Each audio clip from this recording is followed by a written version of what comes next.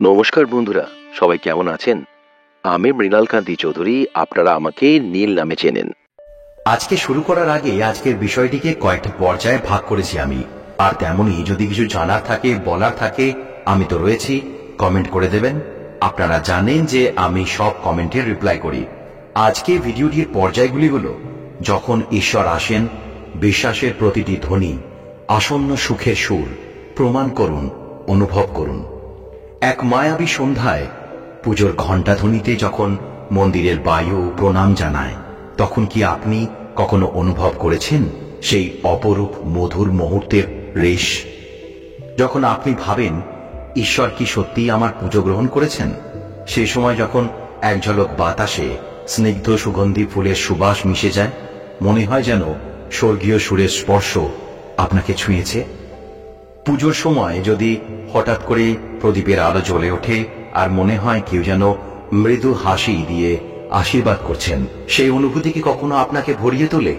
যখন ঘরের পুজোর ধূপের গন্ধ মিশে যায় এবং আর আপনার হৃদয় ভারী হয়ে ওঠে এক অজানা প্রশান্তিতে, তখন কি আপনি ভাবেন, এ কি ঈশ্বরের প্রভাব? পুজোর শেষে যখন ঘরের চারপাশে এক অলৌকিক প্রশান্তি বিরাজ করে আর মনে হয় যেন আপনার সকল প্রার্থনা শুনেছেন সেই মহামানব, তখন কি আপনি অনুভব করেন সেই আশীর্বাদের শক্তি?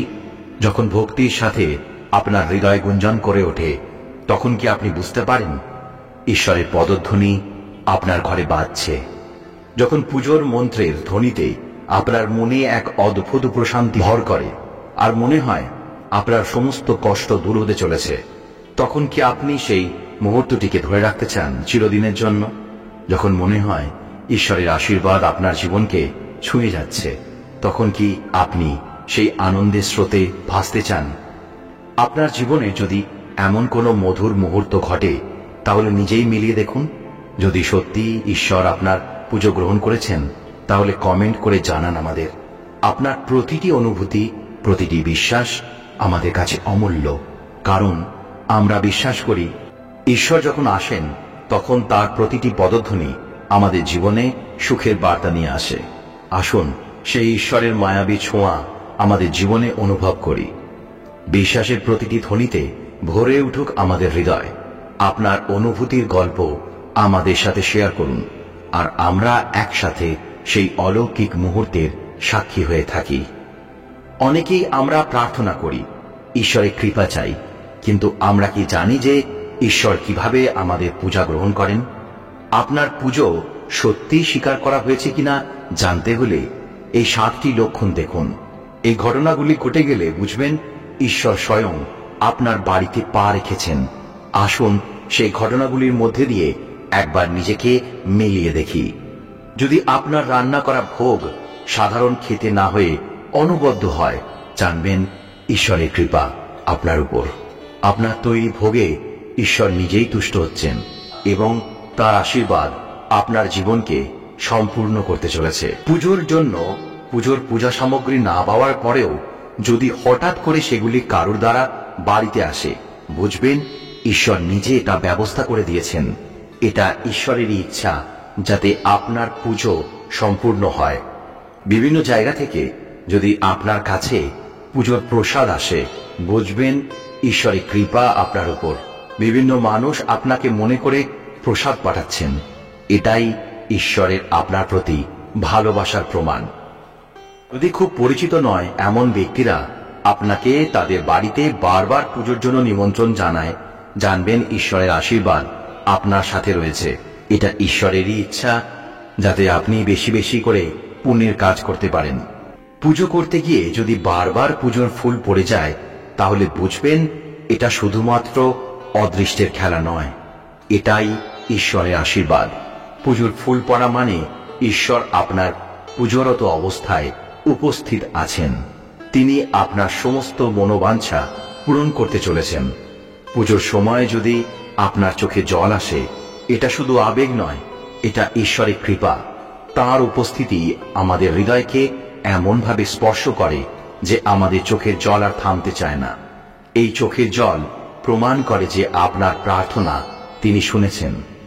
পুজোর সময় হঠাৎ করে যদি চন্দন বা ফুলের গন্ধ পান, বুঝবেন ঈশ্বরের উপস্থিতি। এই গন্ধ স্বর্গীয়, যা আমাদের মনকে প্রশান্তি দেয়। এটাই ঈশ্বরের ইঙ্গিত, তিনি আপনার পূজা গ্রহণ করেছেন। এর ক্ষেত্রে পুজোর পরেও অনেক দিন ধরে আপনার সারাটা বাড়িতে এই চন্দন ও ফুলের গন্ধ সুরভিত হয়। প্রদীপের শিখা যদি হঠাৎ করেই উপরের দিকে বেড়ে যায়, জানবেন ঈশ্বর আপনার বাড়িতে আছেন। প্রদীপের শিখা যেমন আকাশের দিকে যায়, তেমনি আপনার জীবনের সুখের আলো উজ্জ্বল হতে চলেছে। এই ঘটনাগুলি ঘটলে বুঝতে পারবেন ঈশ্বর আপনার পূজা গ্রহণ করেছেন, আপনার বাড়িতে পা রেখেছেন। ঈশ্বরের কৃপায় আপনার জীবনে খুব শীঘ্রই খুশির খবর আসছে। না বিশ্বাস হলে মিলিয়ে দেখতে পারেন, মিলে গেলে কিন্তু কমেন্ট করে অবশ্যই জানাবেন। ঈশ্বরের কৃপা আমাদের সকলের উপর বর্ষিত হোক। শ্রীরামকৃষ্ণদেব বলতেন, ঈশ্বর সর্বত্র আছেন এবং সর্বদা আমাদের পর্যবেক্ষণ করছেন। আমরা যখন গভীরভাবে এবং নির্ভেজালভাবে তাঁর পুজো করি, তিনি আমাদের প্রার্থনা গ্রহণ করেন। শ্রীরামকৃষ্ণদেবের এই কথাগুলি প্রমাণ করে যে যখন আমরা মন প্রাণ দিয়ে ঈশ্বরকে ডাকছি, তখন তিনি সাড়া দেন। একবার শ্রীরামকৃষ্ণদেব তার ভক্তদের বলেছিলেন, যখন তুমি পুজোর সময় ফুল অর্পণ করছো এবং তা বারবার পড়ে যাচ্ছে, তখন বুঝবে ঈশ্বর তোমার পুজো গ্রহণ করছেন। কারণ এটা ঈশ্বরের একটি উপায় যে তিনি তোমার পুজোর মধ্যে উপস্থিত আছেন। এই বক্তব্যের মধ্যে দিয়ে শ্রীরামকৃষ্ণদেব বুঝিয়ে দেন যে এমন ঘটনা ঈশ্বরের উপস্থিতির প্রতীক হতে পারে। মা সারদা বলতেন, পুজো আমাদের মনকে শুদ্ধ করে, ঈশ্বরের সাথে আমাদের সংযোগ স্থাপন করে। যখন পুজোর সময় চোখে জল আসে, তখন বুঝতে হবে এটি ঈশ্বরের কৃপা। ঈশ্বরের সান্নিধ্য আমাদের হৃদয়কে এমনভাবে স্পর্শ করে যে আমরা অজান্তেই কাঁদতে থাকি। মা সারদা বলেন, যখন তোমার পুজোর প্রদীপের শিখা নিজে থেকেই উপরের দিকে বেড়ে যায়, তখন বুঝবে এটি ঈশ্বরের উপস্থিতির প্রতীক। প্রদীপের শিখা যেমন আকাশের দিকে ওঠে, তেমনি আমাদের আত্মাও ঈশ্বরের দিকে ধাবিত হয়।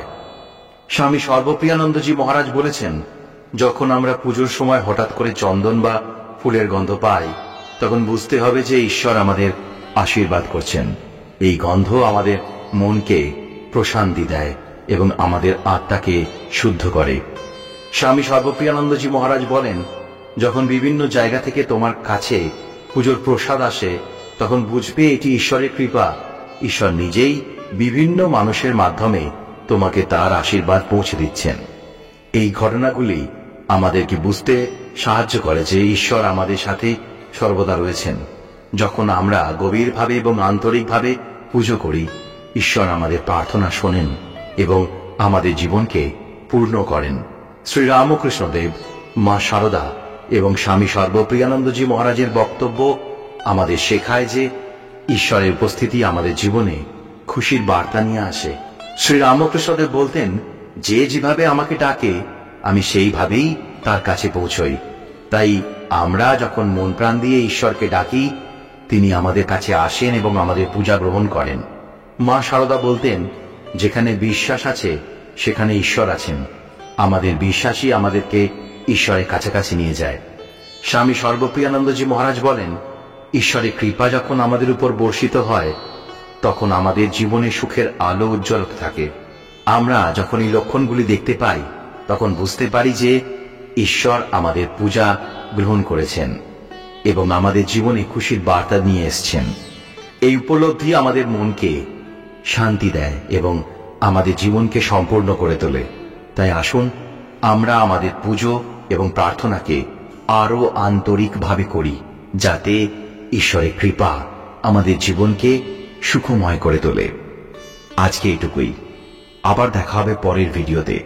সবাই খুব ভালো থাকবেন, সুস্থ থাকবেন। নমস্কার।